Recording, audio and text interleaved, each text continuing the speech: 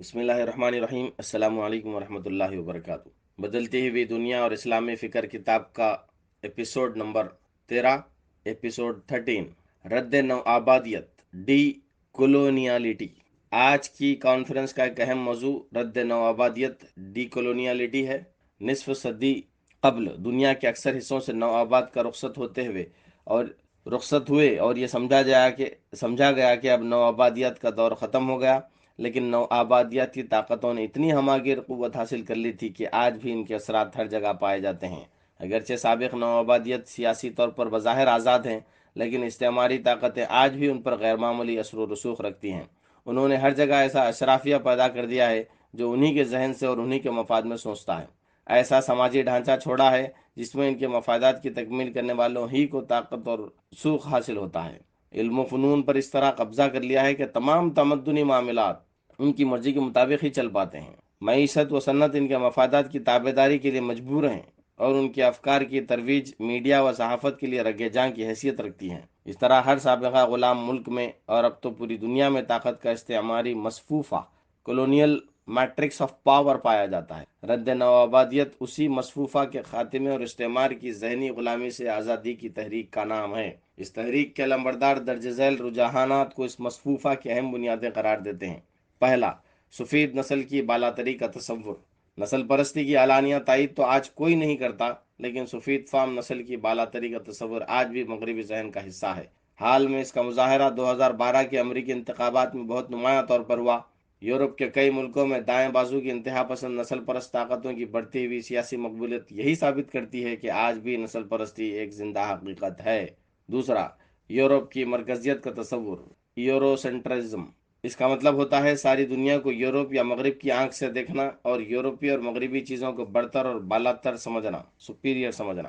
آج بھی دنیا بھر کے اسکولوں میں یہ پڑھایا جاتا ہے کہ کولمبس نے امریکہ دریافت کیا، حالانکہ کولمبس سے پہلے صدیوں سے وہاں مہذب قومیں بستی رہی ہیں۔ یہ دریافت تو یورپیوں کے لیے دریافت تھی، ساری دنیا کے لیے نہیں۔ ایسی بے شمار مثالیں تمام علوم میں موجود ہیں۔ تیسرا، سرمایہ دارانہ نظام، کیپٹلزم، جس کے ذریعے دنیا کی دولت چند ہاتھوں میں مرکوز ہوتی ہے۔ یہ ہاتھ زیادہ تر سفید فام سرمایہ داروں ہی کے ہوتے ہیں۔ فوربس کی تازہ فہرست میں 25 دولت مند امریکیوں میں سارے سفید فام ہیں۔ چوتھا، علمی تصرفات، نالج اپروپریشن، جس کے ذریعے علم اور معلومات پر قبضہ کیا جاتا ہے۔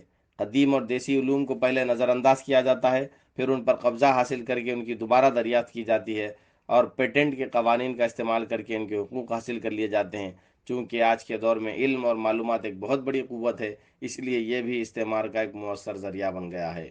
پانچواں، کنسرنٹ مینوفیکچرنگ، تخلیق رضامندی، یعنی میڈیا کا پروپیگنڈا ماڈل، جس کے ذریعے طاقتور لوگ رائے عامہ کو غیر محسوس طریقے سے اس طرح ہموار کرتے ہیں کہ عوام کے مفادات کے خلاف ان کے مفادات کی تکمیل کا راستہ آسان ہو جائے۔ جدیدیت، ماڈرنزم اور جدید علوم، ماڈرن سائنسز کا پس منظر اور نو آبادیاتی ذہن۔ جدید علوم اور سائنس کا ظہور یورپ کے مخصوص تاریخی و سماجی پس منظر میں ہوا۔ 11ویں اور 12ویں صدی عیسوی میں اموی حکمرانوں کے ذریعے کے زیر سایہ مسلم اسپین علوم و فنون کے نہایت فعال عالمی مرکز کے طور پر ابھرا۔ یورپ کے عیسائی طالبان علم حصول علم کے لیے اسپین کے ان مراکز کی طرف رجوع کرنے لگے۔ سسلی، اسپین اور ٹولیڈو جیسے مقامات عیسائی طلباء کے گہوارے بن گئے۔ یہاں انہوں نے عربوں سے فلسفہ، سائنس، ریاضی یعنی کہ میتھمیٹکس، حیات، فلکیات، ہندسہ وغیرہ جیسے علوم حاصل کیے اور علم حاصل کر کے یورپ لوٹے تو کلیسا کے تسلط والے دقیانوسی یورپی سماج میں نئی سوچ اور تخلیقی فکر یعنی کہ کریٹو تھنکنگ کی ہوائیں چلنا شروع ہوئی۔ اس کے نتیجے میں جدید علوم و فنون اور کلیسا کے درمیان کشمکش شروع ہوئی۔ جدید یورپی علوم کے خد و خال کی تشکیل میں اس کشمکش نے کلیدی کردار ادا کیا۔ 1492 میں صلیبی جنگوں کے طویل سلسلے کے بعد اسپین میں مسلمان شکست سے دوچار ہوئے اور اسپین پر صلیبیوں کا قبضہ ہو گیا۔ ان صلیبی جنگوں کی پشت پر مذہبی اور نسلی بالاتری کے تصورات کار فرما تھے اور ان کے نتیجے میں ایک نئی عالمی استبدادی سیاست کا جنم ہوا۔ اسپین میں فتح کے فوری بعد یہاں کے نئے حکمرانوں نے کرسٹوفر کولمبس کو نئے تجارتی راستوں کی کھوج کی بدنام زمانہ عالمی مہم کی اجازت دے دی۔ جب کولمبس نے وسط امریکہ کے علاقے گواناہامی بہماس پر قدم رکھا تو اس کی مقامی باشندوں سے ملاقات ہوئی جو مسیح علیہ السلام میں یقین نہیں رکھتے تھے اور نہ ہی کسی اور مذہب کے پیروکار تھے۔ चुनाचे ये सवाल उठा कि क्या ऐसे इंसानों के अंदर रूह होती है या नहीं, क्या ये इंसान ही हैं या जानवरों की किस्म से हैं। चुनाचे इस बात पर स्पेन में लंबे मुबाहिस हुए। उन मुबाहिस का नतीजा चाहे जो भी निकला हो, उन यूरोपीय आकाओं के रवैयों से तो यही मालूम होता है कि उन्होंने अल्लाह के उन मासूम बंदों को जानवर ही समझ लिया और उनके साथ वैसा ही यानी जानवरों जैसा शुरू हुआ।